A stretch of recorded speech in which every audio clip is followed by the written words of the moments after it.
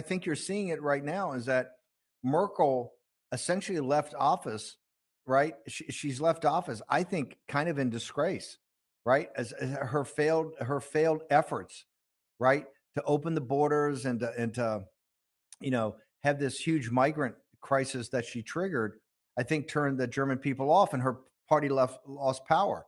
What I think have to see in the future, and look, Germany is going to go through, I believe, a lockdown and a vaccine mandate, very much what Austria is doing right now. So it's going to be a very tough struggle. But I think you're seeing, if you combine all the different parties in Germany, Alternative for Deutschland, these other parties, I think you're starting to see a vast majority of the German people awaken to the fact that things have to be changed. But Germany's got a very tough struggle ahead of it, particularly over the next 3 or 4 months.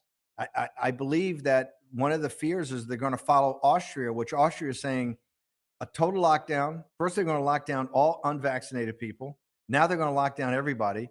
And they said on February 1st, they're going to have mandatory vaccines for all the citizens. I think that that's going to fail.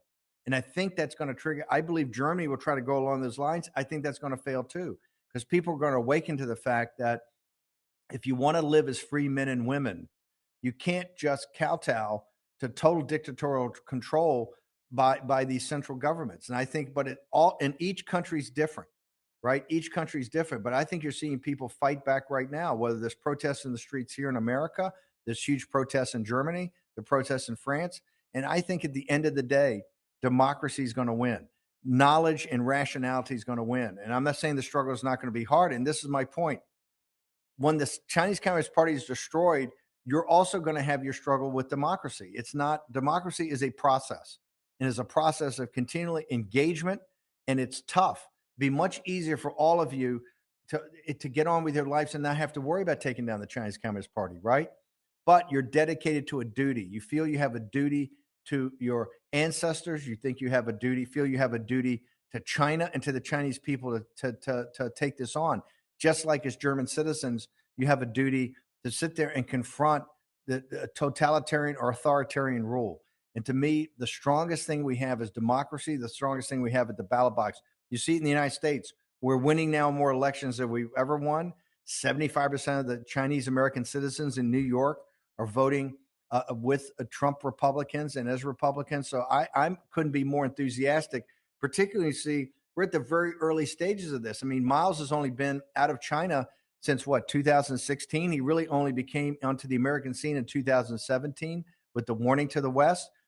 We're here for the 3rd anniversary of 20 November, which really set up the rule of law society. It's just 3 years, only 18 months in the new federal state. All of these are very, very young institutions, right? But already with Getter and G News and GTV and all the other companies, you're building, platforms that you can share ideas, share experiences, and kind of pull your power every day. So I couldn't be more enthusiastic about, if you look at it as a process, we're winning, and we're winning on a massive scale.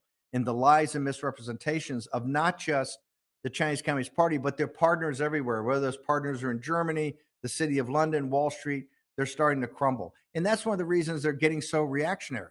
They're trying to shut things down. They're trying to go after the law people, put people in jail, have federal authorities investigate people. That shows their weakness. Just like the firewall shows the weakness of the Chinese Communist Party. The social credit score, that shows their weakness. If they were strong and confident, they would allow the Chinese people to have full access to information. If they were strong and confident, they would say, yeah, let's vote in China because we're so good, 90% of the Chinese people will vote us into office and they keep us in power. They know that if the Chinese people had the right to vote, they'd be thrown out, right? So the more they try to crack down, it shows to me their weakness, and they're petrified of a rising tide of new people that are empowered, knowledgeable, dedicated, and focused. I couldn't agree more. Ask me, you and me question. I very simple answer. You must be follow the 3 route. God always win. Truth always win. Now 3, new federal state always win. If you trust the 3, you need to have confidence. Do you agree? I agree 100%.